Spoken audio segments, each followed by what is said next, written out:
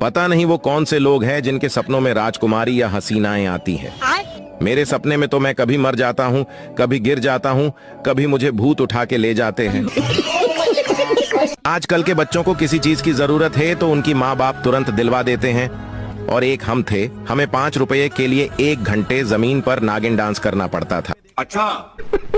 बेरोजगारी से तंग आकर जो लोग बाबा जी बन जाते हैं, बाद में लोग उसी के पास रोजगार के लिए ताबीज बनवाने पहुंच जाते हैं। पहले मेरे दोस्त को चम्मच धोना भी नहीं आता था, फिर मैंने सलाह दी कि शादी कर लो। अब वो बर्तन और कपड़े दोनों अच्छे से धो लेता।